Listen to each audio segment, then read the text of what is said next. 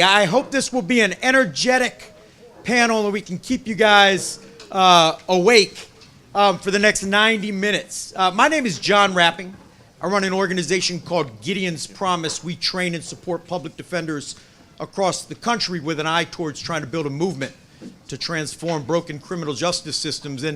And several years ago, when we began this bipartisan conversation as a nation about justice reform, I always listened, and I certainly up reform and decriminalization and bail reform, but as a lifelong public defender, I was always a little dismayed that public defenders always seemed to be left out of the conversation. I would go to panels, I'd listen to panels, I'd read articles, never heard about public defenders as part of the solution. And then a couple years ago, there seemed to be this movement to identify and elect progressive prosecutors. And as it grew, I think we've started to see prosecutors as sort of a panacea for justice reform, and yet public defenders were still sort of left out. And so I was really excited to have a chance to have this panel because I want to try to unpack a couple of questions with some folks who I really look up to. And those questions are this. One question is, obviously, progressive prosecutors, prosecutors who care, prosecutors who try to empathize matter. But what are the limitations of progressive prosecutors, right? How far can they go in driving reform?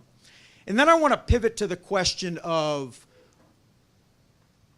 to what extent have public defenders been left out of the conversation, and to what extent is that detrimental to a comprehensive approach to criminal justice? So as I was preparing for this panel today, literally this weekend, I got a meme. Is that what you call it, a meme? One of those electronic things with words on it. I saw a meme, and I hope I don't offend anyone. I don't want to start in the first couple minutes and offend anyone. But this was the meme. It just made me think about today. It said, keep seeing all these laudatory articles about DAs dismissing the types of low-level offenses PDs have been fighting against for decades. You know what's a cool headline? Life's work of public defenders vindicated as prosecutors join the 21st century. Now, I have to say, I think every prosecutor in this building has been in the 21st century since the 21st century started. It's why you're here. But I don't think that's the case, and we all know that's not the case with prosecutors across the country. So I want to start the conversation talking about prosecutors. And before we do, I'd like to just show a quick clip that comes from the website of Fair and Just Prosecution. Can we just show that really quickly?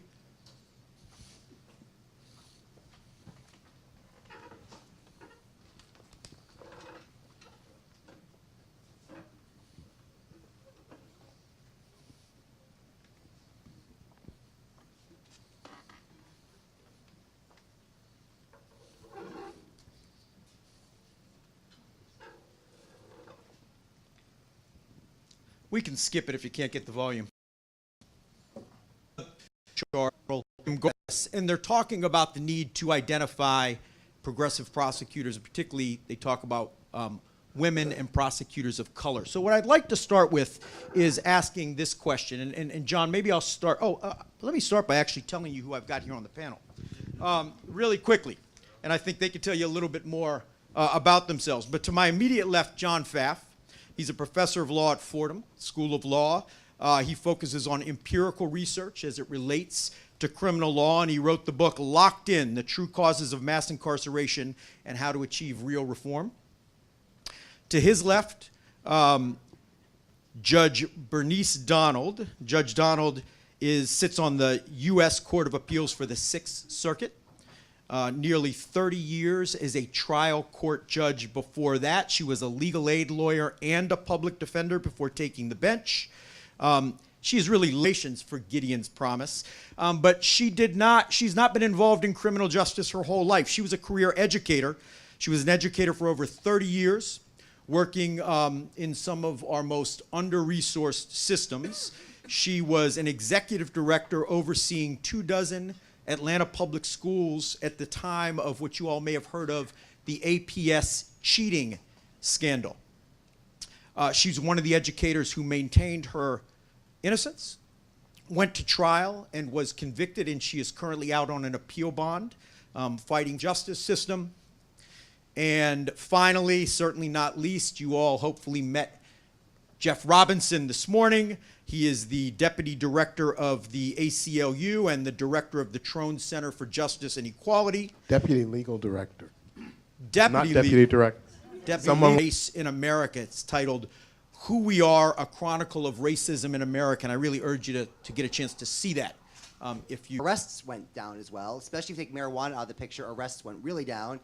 If you focus on the kinds of crimes that go to prison, they went really down. So the number of people entering the criminal justice system fell over the entirety of the 90s and 2000s.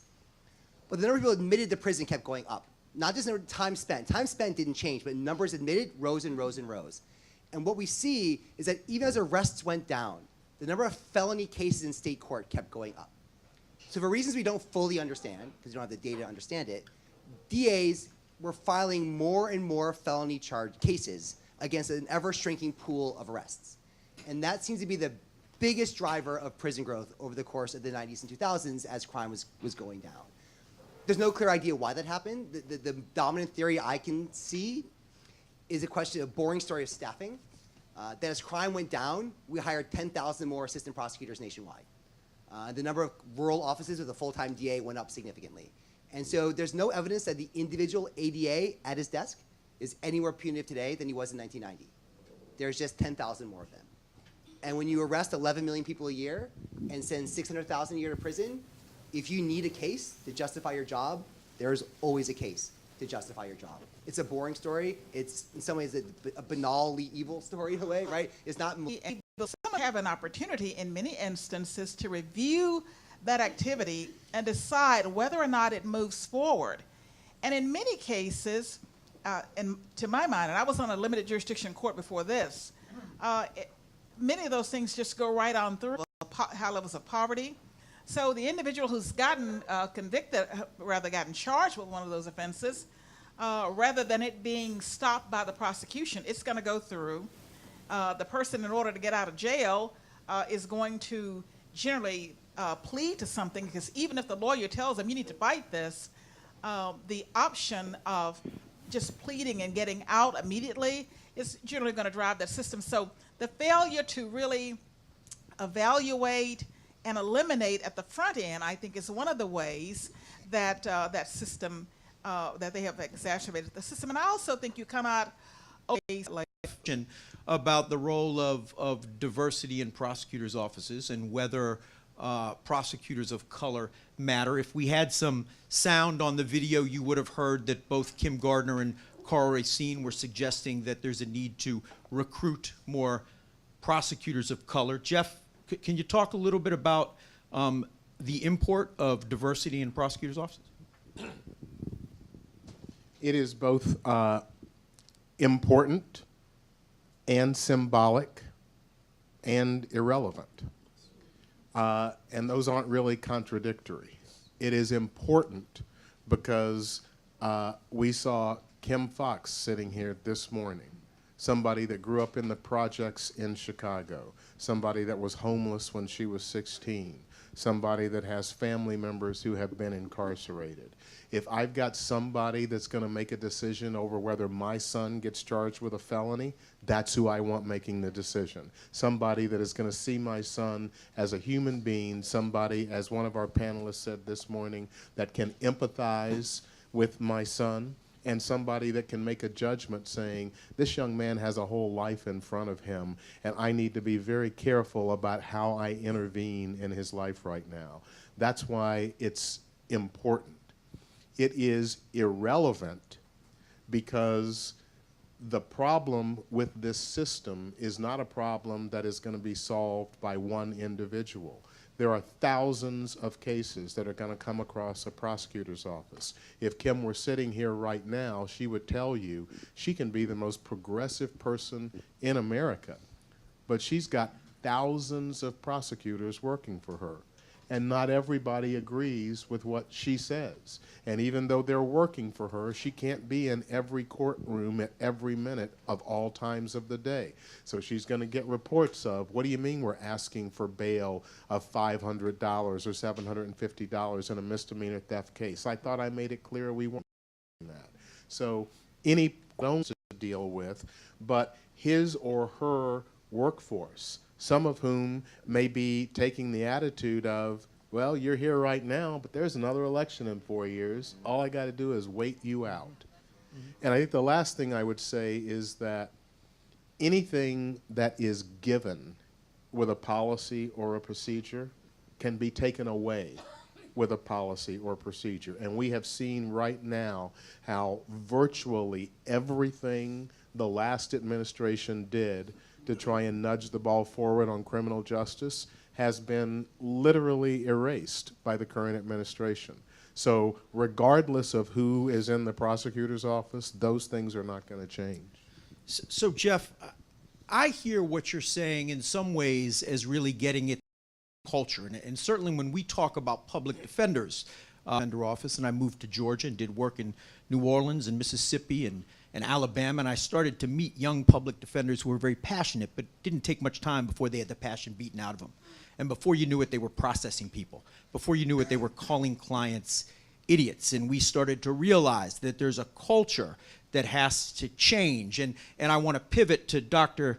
Sharon for a second, but before I do, I want to mention there's a book that was written by Paul Butler, who many of you may know, former AUS attorney in D.C., now a professor at Georgetown, African-American prosecutor from the south side of Chicago.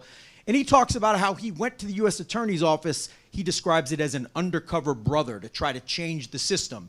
And before he knew it, the system changed him, and he found himself calling young African-American men he'd cross-examine cretins. And he really sort of opens up this idea that this culture, prosecutors of color aren't exempt from it. And so, Dr. Sharon, I want to turn to you because you had an ordeal where after living a life, not only as a law-abiding citizen, but as a hero, as someone who educates our children, you found yourself accused of a crime and prosecuted by a prosecutor's office in Atlanta, run by an African-American prosecutor. And the two lead prosecutors in your case were an African-American man and an African-American woman. And I wonder if you would talk a little bit about your experience, tell the audience a little bit about sort of what happened to you and what your experience was with the prosecutors in your case. I would agree with a conversation about diversity, first of all. I think it's very important. I can't say enough about how important it is to have prosecutors that are of color. But one of the things that I would say as an educator, I worked for more than 30 years as a teacher, as a principal, as a central office administrator, and I had an opportunity to recruit and to hire teachers and principals. And in that process, it was always an interest in recruiting and finding people of color. And during that process, what I came to understand is that just hiring people of color and that's it is not enough. It's not enough. My husband works in our community. He works with local police officers, and his idea also was hiring more police of color would really change the discourse between communities and the police.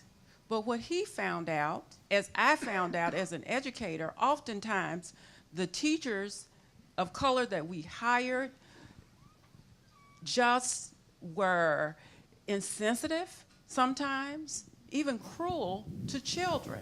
And as my husband found out, even those police officers, oftentimes police officers of color, were as brutal as, and even more sometimes than their white counterparts. So what we both learned from that experience is that color alone is not enough. And I think what Mr. Robinson just attested to is putting people with good intentions in a corrupt setting is difficult. And certainly, as I experienced the criminal justice system myself, and it was a really traumatic experience, and I was accused of RICO by almost an all-black prosecuting team because of a cheating scandal. And in the state of Georgia, cheating is not a crime. So in the absence of a crime, the prosecutors found a harsh and what I call a dragnet of a crime that really pulls the innocent in with the guilty. And I really experienced what I believe was the harsh on crime mentality, not what I have seen and heard here, a smart on crime approach. And that was, I had a $4 million bond, and I have heard of cases, which I didn't pay very much attention to criminal justice before this happened to me, but I saw people that murdered numerous people that didn't receive those types of bonds. And in the process, my bond was reduced to $25,000. So my question has been, why would you give me a $4 million bond?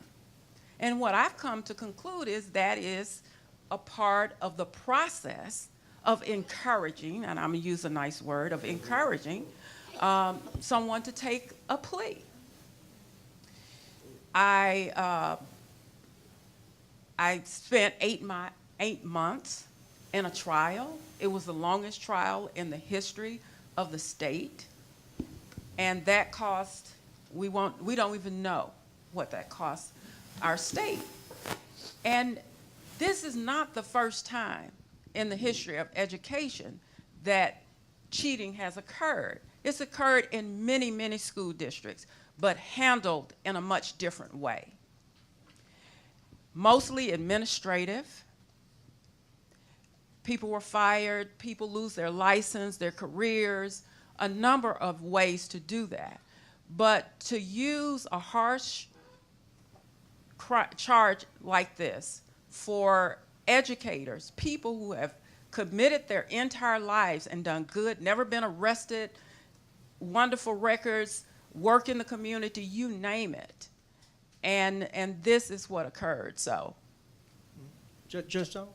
I just wanted to say to Dr. Sharon, I want to harken back to something one of the morning speakers talked about when they talked about the words tough versus smart.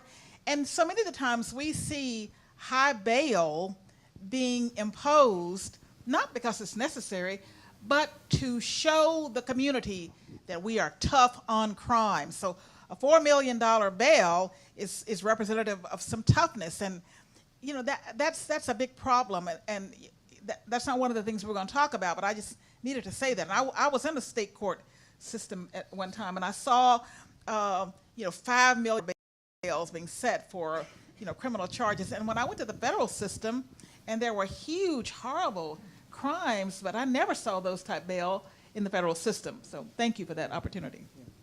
No, thank you, Judge. So you know, Jeff, when you talked about Kim Fox this morning, that she can be as progressive as she wants to be, but she has an office, right? And you can't overnight change the way people have, the mindset people have developed in that office. I think we're really starting to get to this issue of cultural reform. And when I think about this movement to elect progressive prosecutors, I applaud it, as we all do, but I also think it's step one, because those prosecutors have to do more than just say, as long as I'm in office, I won't arrest people for marijuana. As long as I'm in office, I won't set. It was an idea that was put into my head by some other progressive prosecutors that had been elected before Kim, saying, I can say all the things that I want to at the top of the office, but I don't know what's going on the ground. Not because they're irresponsible leaders, but because of sort of like the structure of DA's offices and the reliance on many levels of supervision. And what's interesting about what Jeff said is that sort of like I gamed the system the other way in Boston. We had a district attorney at the top of our office in Boston who did not believe a lot of the things that Kim Fox believed, but because he didn't really know what was going on down the line, we had a lot of discretion to do what we thought was appropriate in our community court. And sort of recognizing it and condensing those two things, I said just as important as culture change being from top down is from bottom up, especially because when I started the DA's office, the people who were supervising me had been there for 6 months longer than me, or a year longer than me. And they were training me the same things that they had learned from people who started 6 months before them. And so if you think about, like, especially in the major cities, where the bulk of the work that is done, the thousands of cases that are coming through these offices, these are not running through the hands of the district attorney and the executive leadership. They're running through the hands of people who have been prosecutors for 3 years, like 28-year-old people. And when you take 24, 25, 26-year-old people straight out of law school and put them into these places and don't give them anything that looks like training, did the defense bar like you? What do your colleagues think of you? Are you good in the grand jury? Never once was there any assessment of failure. We fear failure. We put it on other people. And we don't learn anything about, let me put it this way. When I started at the DA's office, I started with a class of 25 people, and I would say a quarter of us had ever been inside of a jail or a prison, and yet there we were on our first day asking for bails for people to send them to jail. I don't know how you can have a place that can adopt a culture that recognizes the problems with the carceral system that we're in if the people who are making the most amount of decisions at the highest frequency with the least amount of time to think about anything have never experienced anything like that. So the work that I do is not working on getting prosecutors elected that make all these policies. It's about creating the leadership from the bottom up, taking young people who are coming in these offices and teaching them things like adolescent brain development and trauma and poverty and the intersection between those things, the racists of the United States of America, teaching them about the data that a lot of people in this room are working really hard and putting out in the world so that they can incorporate that as part of their life, taking them out into the community to see how many resources exist out here that we can still achieve the same goal that we want. This isn't about turning prosecutors into public defenders. Actually, it's quite the contrary. It's turning them into people who are about things like justice and safety and all the things that I was told I was about. Showing them that there's a much larger toolkit to achieve those things than jail and prison. In fact, the community is our best asset. A lot of the people that we are sending into these places are our best asset. Understanding that violence is more like a contagious disease rather than a character flaw of just black people. And so the idea is that in 3 years, if we're in an office for 3 years, and training the cases that are coming through those offices or going through those people, we can start measuring that, the efficacy of that work, and creating policies that are destined to stay in those places, because doing the opposite of that would look negligent and cost ineffective. So there's a story I often like to tell our public defenders about a video I saw once of a man who was the elected public defender in Tennessee. He was elected by all the other public defenders in Tennessee to be their spokesperson. He was the president of the Tennessee Public Defender Commission. And he was asked a simple question: do you have enough resources? He said, let me tell you something. I've got a 5-county district. I have 5 offices, and I have 5 lawyers and 1 investigator. He said, last year we closed 4,000 cases. Okay, that's 800 cases per person. He said, so let me assure you there's 1 district in Tennessee that's blessed. We have enough. He bragged about his lawyers as being efficient, as being time savers, right? And I often will say to public defenders when I talk to them, I'm sure that man didn't come out of law school 30 years ago saying, you know what I want to do with my life? I want to help lock away 800 people a year, right? He was shaped by a culture that taught him that was all the justice poor people deserved. I think similarly, is it fair to say that prosecutors come out of law school learning value sets inconsistent with justice, learning that the goal should be convictions, learning that finding ways around due process so you can speed the conveyor belt up is actually good work, learning that rather than respecting the role of defense counsel is an irritant, right? Learning that we dehumanize people, it's easier to process. Am I correct that those are values that you think often filter into public defender offices? And I wonder if anyone on the panel has thoughts about how we start to transform that value system. So I'm going to throw that out there. So I don't think that prosecutors learn this in law school or have a leader in their office that's saying get as many convictions as possible to get to the top. I can say from my own experience, I worked in the same office as a few of the people that are here doing other great work now. It was quite the opposite. We were being told that we were the best office in the country and we're super progressive and all these things. Never once did I hear that we were the second highest. We had the second highest racial disparity in the entire country. And so there is a culture that it's not direct. It's just like, how are you being evaluated here? Nobody ever said to me, take as many cases to trial and win them all. But you got the sense that that was valued in the office, because at our award ceremony, they were always talking about the person that was trying the hard murder case and winning. Nobody ever was saying, get as many convictions as possible. But if you were trying to do things like divert or going to supervisors all the time saying, can we do something different, you were treated differently by the office. And so there was never like a teaching moment. Again, it was about culture. And to give prosecutors the benefit of the doubt, I really think it's because the culture and resources have not allowed us to think about like, okay, what is successful? Is the default incarceration come down from there, or should we be looking at how many cases did we divert out and save that money and put it somewhere else? How are our victims actually feeling after a prosecution? Say we serve victims thousands of people in law school right now who want to do a good thing when they go to the prosecutor's office. How do we support them and say, you are doing a good job? How do you keep them from losing their value system? John, were you going to speak to that? One thing I was going to say is I have noticed over the past 10 years that I can no longer predict who's interviewed with the DA's office anymore. When I started teaching, I think you're going to be a prosecutor, you're a public defender, public defender in my upper level classes. Now I have students say, yeah, no, I'm in this class on Thursday, I'm interviewing with the Manhattan DA's office. Like everything you said in class had me convinced you're heading straight for, Bronx defenders, and you're actually going to, you're doing the circuit of DAs. And I'm hoping they can hold on to that. Like, here's me see in 10 years, where are they? Does the office change them, or can they change the office? I was going to say also for culture, though, we can't let ourselves off the hook, right? I mean, DA, right, that we are a country that cares passionately about criminal justice and pays absolutely no attention to it, right? And so every DA understands that their survival does not turn on their overall office policy. No one knows what they do. No one cares what they do. It's all going to come down to that one case, that one outline case. What's remarkable about the Willie Horton case? So the Willie Horton case, for those who don't know it, Massachusetts had this furlough program. Even people convicted of murder, Horton was in for felony murder, could go home on the weekends to spend time with their family, and then they would come back. Horton ran away, committed a brutal rape down in Maryland, and then was weaponized against Michael Dukakis in one of the most racist ads that has run on TV in a while, and that's saying a lot. What's remarkable about the Horton program is that what no one knows is that program had a 99% success rate. Oh, yeah. Everybody came home. One guy didn't.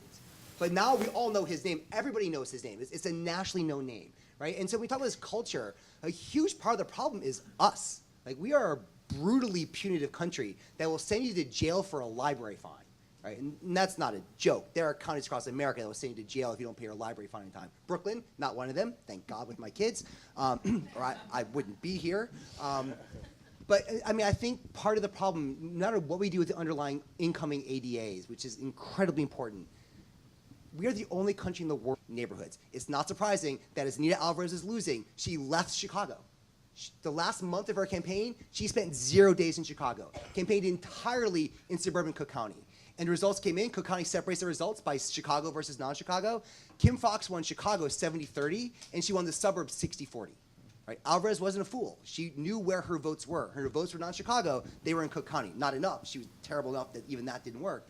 But we elect DAs at the county level that gives suburbanites a huge say in imposing law on people they don't know, people who don't look like them, people they don't fully view as human. And that's that. Until we fix that huge geographic piece, like, it's gonna be a huge problem that we're not remotely beginning to wrestle with. Yep. I'm glad you mentioned that point about people, about the otherness, or the viewing people as less than human, because that does drive, I think, a lot of outcomes and decisions. And it's not just at the state level. Let me just give you one anecdote. In the federal system, in Western Tennessee, the U.S. Attorney, until a few years ago, had a very heavy diet of gun and bullet cases. Most districts in the U.S. did not prosecute bullet cases. But in Tennessee, in Western Tennessee rather, the prosecutor did. That was one of the priorities. And so a person, if I don't, I could end up hurting someone. Would you please come and get me? And they did. And when they got there, like good police officers, they did an intake on the hood of their car. He had a little bag with him. But in that bag, there was one, well, that's it. You can go to trial. He went to trial, he got convicted. Now, in most instances, we don't commend what the person was doing, but we would hope that people would be responsible. And I submit to you, had this not been a poor, mentally ill person, he probably would not have been on the end of that prosecution. Would not. He got, I I imposed a sentence that was less than the 15 years because I thought the current law was cruel and inhuman, and that it lacked proportionality. But before he had done, I gave him a 6-year sentence. He was dead in prison before year 3, so that turned out to be a lifetime sentence. But, you know, there is a huge issue with poverty, with mental illness, and with 26 and 28-year-old individuals, and with the policy at the upper level that does not look at the person, and that is confined, of course, within a scheme that Congress has given sometimes no flexibility. And what I want to touch on this idea of otherism, because Alliance for Safety and Justice has done a lot of amazing work with victims, because sort of the prosecutors, the tough on crime prosecutors' last bastion of hope is like, what about the victims? So the Alliance for Safety for Justice interviewed a bunch of victims, like, yeah, what about you? What is it that you want? And 7 out of 10 of them said, we want you to do something radically different. Because we are victimized all the time. We see what happens when you incarcerate people who are causing harm to these communities. They come back and cause more harm. That means 3 out of 10 people said something different. Those 3 out of 10 people are the people that prosecutors are listening to when they are getting elected. And the 7 are left to deal in their communities with the same problems that they've been having. And what I think that as a community that we need to do is identify that those 7 people don't look like us, don't come from where we come from, but should be the ones that are leading these policies and these policy discussions. They should be the ones that are being hired at these offices. I tell people in jails and prisons and juvenile detention facilities and poverty all the time, you're all more qualified to be prosecutors than I ever was coming out of law school, full stop. So I want to pivot to public defenders, because this is the only chance I've ever had in my whole career to run a panel where there's an opportunity to talk about public defenders. But I do want to just end by just throwing out there, and I think this is hard work, but I think we have to do it. I agree that we should recruit the kind of people you're talking about, Adam, and your students, John. My own view is if you send them to a prosecutor's office that has the wrong culture, they won't hold on to that. And if we don't think about how we transform organizational culture within these offices, that recruitment, I think, maybe only goes so far. I take that from my work recruiting and training public defenders, because I've seen that happen. But I would just say one thing about Please. Prosecutors' offices.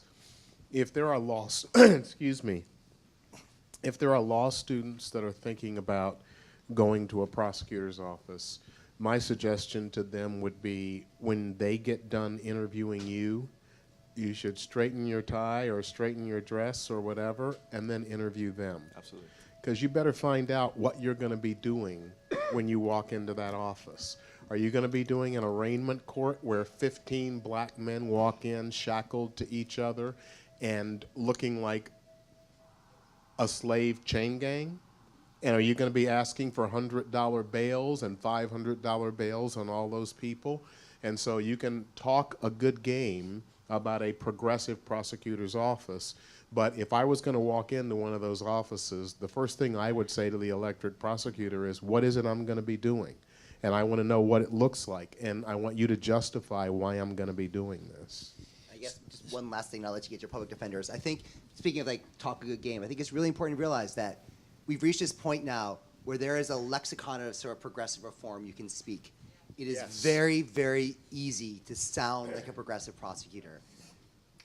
Will you be a progressive prosecutor is a radically different question.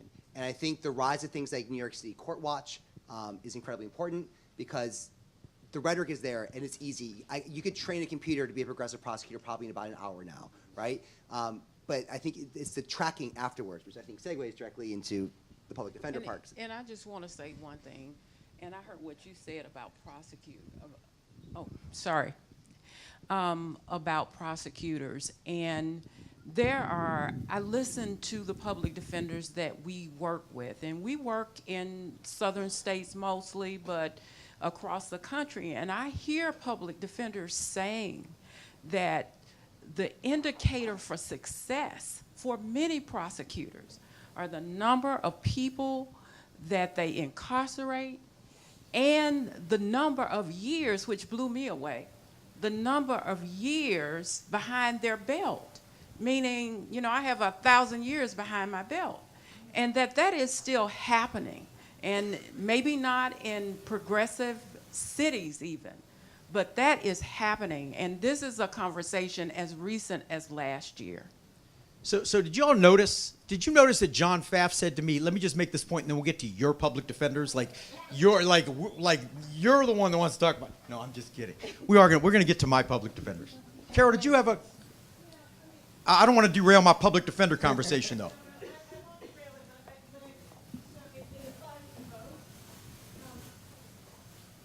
I think the question applies equally, and thank you for letting me interrupt because I didn't. And I hope this doesn't open floodgates. No, and so I just wanted to put that on the table and not concede that just because I have a friend who who went to a prosecutor's office. I'm not going to name, in Atlanta. No, and she had a really federal prosecutor's office. She had a tough decision to make. She's progressive on the issues. She's of color, but the DA, the federal prosecutor has a different view, and she's had to decide: do I go in there and try to change, or do I leave it to just people who share his views? So Carol, it's interesting you say that because when I first moved to Georgia and we decided we were going to try to transform the culture of public defender offices in Georgia, we would recruit young lawyers and send them to really dysfunctional offices, many of which had leaders who didn't care much about clients. And we found that those public defenders were beaten down really quickly. So we've evolved to an organization that now works with dozens of offices, and one of our criteria is that the chief at least embrace a certain set of core values so the young lawyer is supported. And I think it's reasonable minds can have different views about how wise it is to go to a place where there's no support, how much support you need.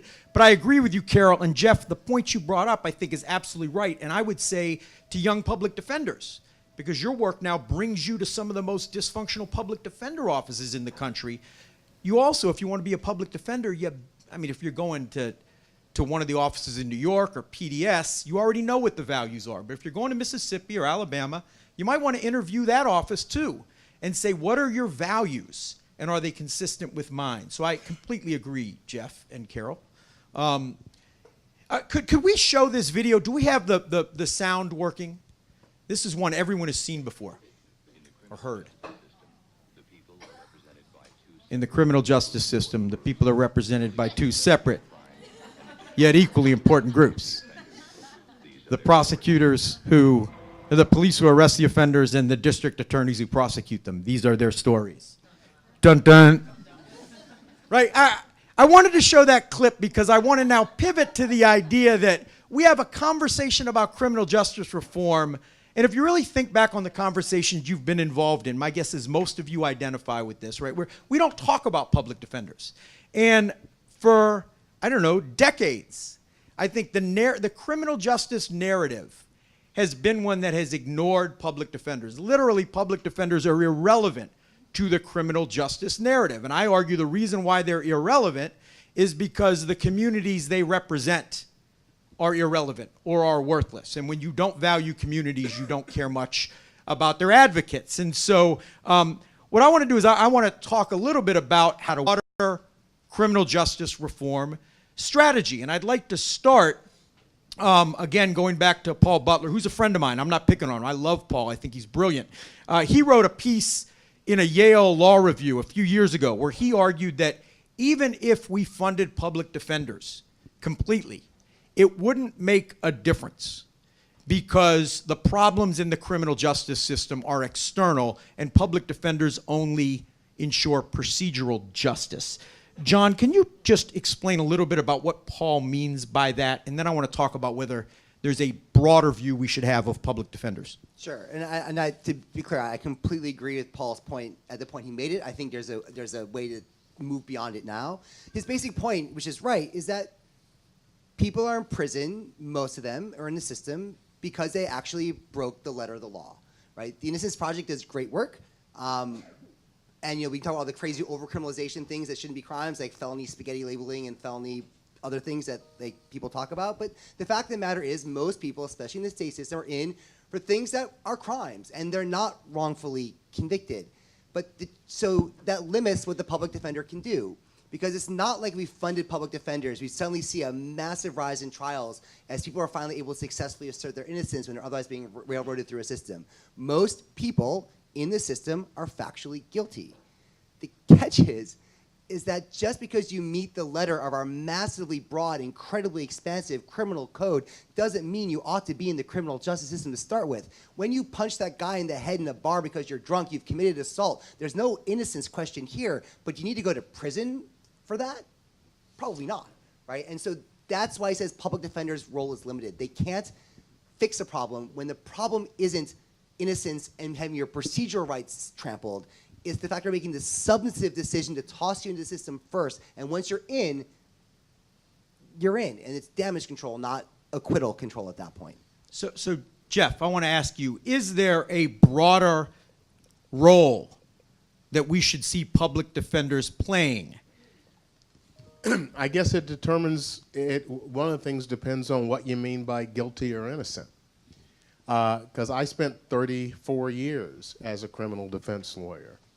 And I might agree that people have violated the letter of the law in most occasions, but that doesn't mean that they're criminals.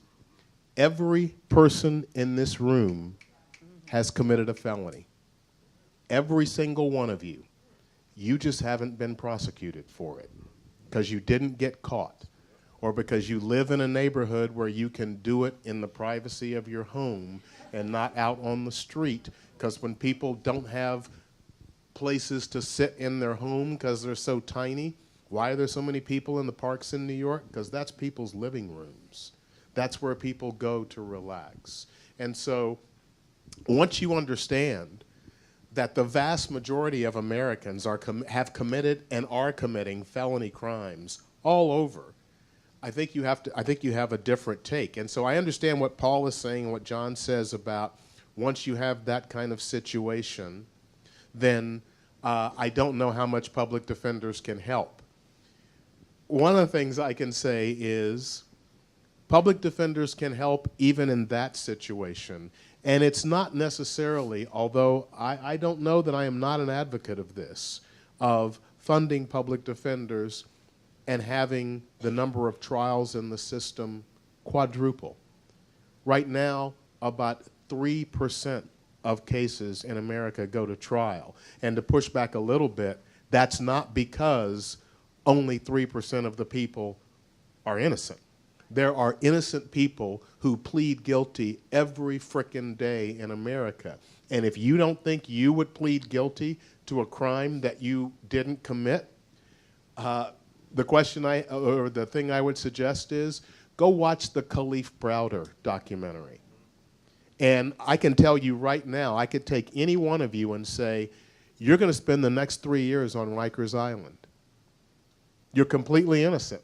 But I can send you home tomorrow as long as you plead guilty to a minor crime. Chapter in that book entitled, Wouldn't You? ? And the subtitle is, Yes, You Would! !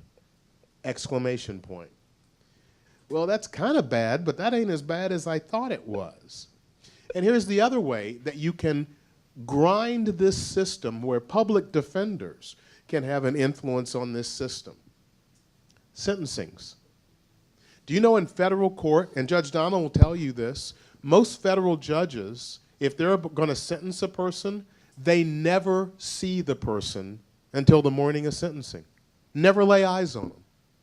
Because somebody else does the guilty plea. And then there's a pre-sentence report. And the judge is just sitting in chambers, and then there's a bunch of stuff that shows up on his or her desk, and they come out the next day to do a sentencing, and it's like, oh, this is the young man I'm going to sentence. Never seen him before in my life. I am embarrassed at the way I did sentencing hearings during my practice, in part because of my own ignorance, what I didn't know that I know now. If I knew then what I know now, every sentencing hearing I did would be about 2.5 hours long. And the judge is saying, we got to move this along. I'm like, excuse me, you're about to give him 10 or 15 years in prison. Can I have an hour and a half? And when you start doing sentencing hearings like that, when you have public defenders that are a person convicted of a crime, I have yet to meet a public defender that can answer that question. And I can answer it about the state of Washington now where I practiced, but I couldn't answer it when I was practicing because that wasn't the culture. to immigration status. That is a progressive prosecutor, and I love prosecutors who are actually trying to take those things into account. But how is the prosecutor going to know that there's an immigration problem? The public defender. The prosecutor is going to have no idea unless there is competent criminal defense counsel to bring these things to light. The last thing I'll say is judges and prosecutors, I think somebody said it, it's the one case. The person you let out of jail that goes and commits a crime and does something horrible. And the question that I would like to pose to our system, and that I think public defenders have to start posing, if you have 10 people, let's just take a bail determination. You've got 10 people who want to go home on bail, and you know for a fact that one of them is going to commit a crime. Are you willing to put all 10 of them in? Because you'll never get criticized for the 9 lives that you ruin, because that happens in private, when they lose their jobs, when they get kicked out of their apartment. You'll never get criticized for that. So you can destroy those 9 lives, but if you prevent that one crime, you're on the road to re-election. And it's public defenders who have to change that narrative. Without that narrative being changed, we are going to be looking at meet the new boss, same as the old boss. Judge Okay. Donovan, I see Yeah. you going for your mic. Right. I want to agree with much of what Jeff said, but I want to disagree with one thing. You know, I don't know about all federal judges across the country, but I know that, and maybe it's because I was a public defender, I did my own guilty pleas, and I did my own sentences and handled my own suppression hearings, because I would be very uncomfortable dealing with this if I just saw them at the sentencing phase. But I do know that many. I'm just saying, unicorn judge. No, right. But I do know that many judges do exactly what you say, and it's a problem. But I want to go back to your original question. I think that there are some other things public defenders can do if they were properly and fully funded.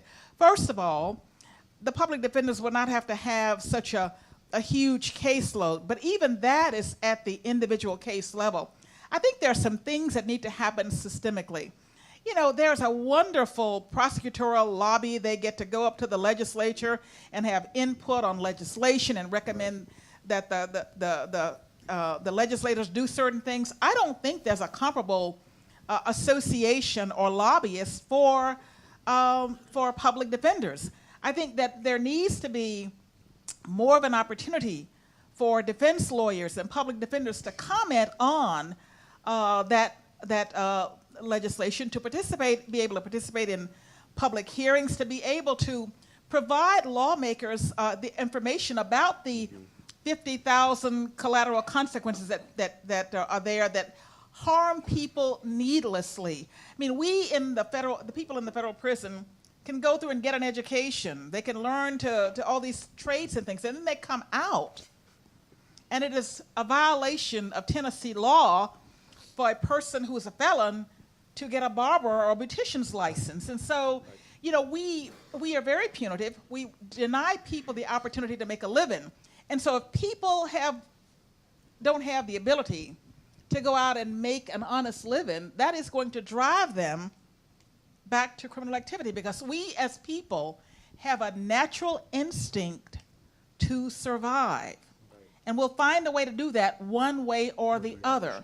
So I think that there are some systemic things that can be and should be done, but it does require funding. I also believe that if they had funding, they would go more to trial, and we as judges, too, need to make certain that we are enforcing that presumption. So think every person I represented had procedural justice. I wanted to make sure I litigated every issue. I really prepared for sentencings. I tried cases. I think now I see the power of public defenders who collectively have the responsibility of speaking for 80% of the people in the criminal justice system. I see that power as significantly broader. I see public defenders as having the power, if they are working with impacted communities, if they truly respect the dignity of the people they represent, they have the power to amplify those voices, right, which is something that is missing from the criminal justice system. If you believe, as I do, that mass incarceration by a narrative that Khalil talked about this morning, a narrative I hear Daryl talk about all the time, many people in this room talk about it, it's a narrative of otherness. And if you believe, as I do, that every injustice is driven by a narrative that sees some communities as less valuable, then the engine for real justice has to be changing that narrative, has to be getting people to see impacted communities as valuable members of our community. Brian Stevenson talks about the importance of proximity. I would argue it's public defenders that have the power, if they're working with communities, to bring people who make decisions proximate to the communities they represent collectively, right? Whatever they do individually in court, collectively they can do that. And Dr. Sharon, I know you have now spent the last few years working with Gideon's Promise, and I know it's caused you to rethink the role that public defenders can play, as you've met hundreds of public defenders working across the country, rethinking their role. I wonder if you could talk a bit about that. Yes. Well, first of all, let me say, with my experience with getting arrested and the booking process and transport process and being convicted, I got to see up close and personal, firsthand, impacted communities. When I was in jail, I saw hundreds of black men and women in cages. Hundreds of young, black, vibrant men. And I share that before I get to the question because for me, that was devastating. And I rarely saw a white person, maybe one or two. And that was devastating. I can't tell you the emotion and how that made me feel. I have grandsons. I have a husband. And I saw them in that situation. And it reminded me, the emotion that it evoked was slavery.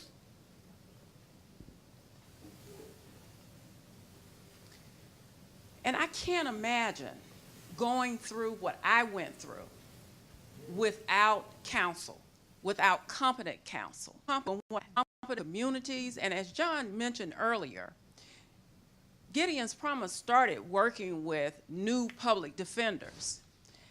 And what was quickly discovered is putting a new public defender in a situation where there's not and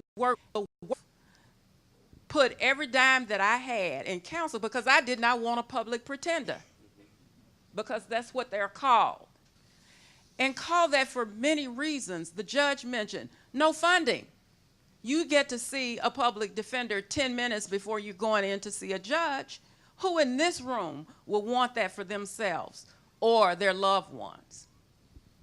So working with communities to educate them about what public defenders do, working with communities to really look at the resources in the community and partner with services for their clients. So public defenders, in the experience I've had with Gideon's Promise, are much more than competent lawyers. They are that. We believe in that, and we believe in lawyers having the skills to do the work, but also having the courage to fight against a system that's working against you. I've seen, in my experience, public defenders who are advocating, doing the right thing for their clients, jailed.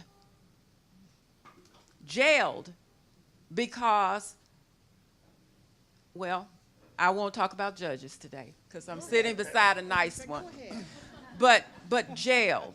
So it is critically important for us to not, in this transformation effort and reform effort, to only focus on one piece of the pie, if you will. Only focus on prosecutors. Prosecutors can do a lot, and I believe that they can do a lot, and they should. But if you only focus on Prosecutors, you're working on one part of the problem, and you won't transform a system in that way. So Adam, I'm going to ask you a quick question, Adam, and I know you will weave in whatever you're thinking into the answer, and I have a quick question for John, and then I want to get to a video and open up for questions. But Adam, quick question for you. So your TED Talk, I teach law school, and I show it to all my students, and in it, there's a story about a young man named Chris who never been in trouble before, stole some computers, and Adam saw that this was a life that didn't need to be punished. He had a future. He wanted to go to college, and Adam worked with him to get him out of the system, to pay back restitution. And then a few years later, Adam runs into him, and the young man's doing incredibly well. And it's really a story of how prosecutors, I don't even want to say progressive, caring prosecutors, prosecutors who see the people whose lives they impact as human beings matter. But the one thing I often say to my students when I show that, and I've told Adam this, is I say that is a story of a caring prosecutor, but it's also a story about a public defender, because a prosecutor can't know the backstory. A prosecutor can't know the value of a life. And I would argue every life they come across is valuable, unless there is a lawyer who, it doesn't just see their job as litigating Fourth and Fifth Amendment, but they get to know that person. They share it with the prosecutor. Literally, your ability to be that caring prosecutor, I would argue, is only because you are committed, compassionate, well-trained public defenders. And I'd ask you, am I correct about that? I know Rasan's had his fair share. The reason that like defense attorneys need to be so good is because the offense is so jacked up. If the offense was playing by the rules and actually focusing on the things we care about, safety and justice, then you don't need like this robust, beefy defense that's like trying to thwart against the awful offense. In Christopher's case and lots of other cases, that was actually a conversation that I had absent of counsel in an office with another black prosecutor. And the reason that we were able to have that is because of the reputation that we had built up, that this wasn't about getting information to use against you because I want to convict you because of that behavior. It was a recognition that something happened, we needed to repair that harm, and we were going to talk about how we're going to do that together. And but Adam, can I just ask you, because in our system, a prosecutor is not actually allowed to have direct conversations with someone accused. It's got to be through counsel. So despite Christopher, if you wanted to do that in multiple cases, it would depend on a... For sure. And all of these conversations start with a public defender or someone coming up to say, will you talk to this young person? What happens in those next moments if the young person's like, yeah, I'll talk to him, I don't need you there? That's about the offense. And if you have a group of prosecutors who are thinking in this way, and this is what I encourage lots of, we just had this conversation in Philly yesterday, doing that, you relying on another individual to bring proximity to this person's life when that individual you've been acculturated to believe is your opponent is a difficult way for me to see that human being, because the way that I've been conditioned to hear this information you're telling me is excusing and mitigating behavior. If I talk to that person and I see them in their humanity, unfiltered, that I don't care who the prosecutor is, you're going to get a different result. And so what I think about all the time is, as we talk, and we've had these conversations a lot, is does anybody know like when this adversarial system was invented and by whom? Like think about that for a moment. And think about other systems that deal with human beings in really life-changing ways. This is the only one that was ever invented the way that we do it. No, we more of context that addresses the wants of the victims, but also the ultimate outcome of the family. And that's where sort of like my question about how public defenders are in this conversation. If we're going to have a reform that largely focused on the role of prosecutors, but then he wrote an article that talked about how critical it is that public defenders serve a particular role. And I wonder if you talk about that for a couple of minutes, John. Sure. So actually, before talking about that role, I want to address the judge's point about DA's lobbying and public defender lobbying. And she's right. DA lobbying associations are one of the most powerful and invisible groups for thwarting reform. They do it all the time across the country. They say one thing in public, and then their association goes up to the state capitol and kills reform quietly and lethally. Why don't public defenders do the same? Well, you have to start with the fact that it's not that 80% of Americans are represented by public defenders and DAs. My data's from 2007, because that's our most recent data, is a decade old. I've seen worse. In 2007, we spent about $4.5 billion on indigent defense. We spent about $6 billion on prosecutors, but it's worse than that. Because North Carolina did a study. When they add in all the free services that the DAs get and the public defenders don't, the DA budget was triple that of the public defenders. That's the gap we're talking about. I'm perfectly confident in saying, with no data behind me, that it has not gotten better in the past 10 years. But almost every progressive DA is urban, not rural. And what's going on in rural America is very different than urban America. This prison decline we've seen nationwide, it is not a national decline. First of all, take out California, it drops by half. But putting aside the Californianess of it, states don't decarcerate, counties do. New York State has decarcerated since 1999, not because New York State decarcerated, but between 1999 and 2010, exactly 4 counties were sending fewer people to prison. Brooklyn, Bronx, Queens, Manhattan. Staten's doing its own thing. Even Buffalo, Albany, Syracuse, Rochester, all of them got harsher over the 2000s.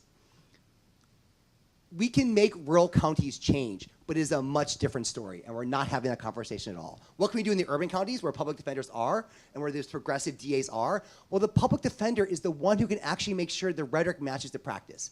Right. Court watchers are great. We need more of them, but they watch what happens in public. They can only see the courtroom. But the public defender, they're the ones in the plea bargaining process. They're the ones who say, you said you wouldn't demand bail for this, yet quietly you told me if I didn't do this, you're gonna nail my client with bail. The best thing about watching the Brooklyn debates for our DA race, which by the way I should point out, hugely contested race for the Brooklyn DA in 2017, turnout was 9%. It actually dropped from the Ken Thompson race, which is 10%. All right, so 9% of registered Democrats voted in the 2017 race for the open DA seat in Brooklyn. That's appalling. But putting that aside, every time Gonzalez would say, my office, exactly, the public defenders are the eyes. They can see what's happening. And in the urban data, fine, I have the data, and I can share that data. And to me, that's how public defenders can play a huge systemic role, is that they're the prosecutor actually is the one who's a systemic actor. But the public defender can be the one who actually guarantees that whatever the DA says, he actually does. And when he doesn't, they're the ones who make us know that he's not.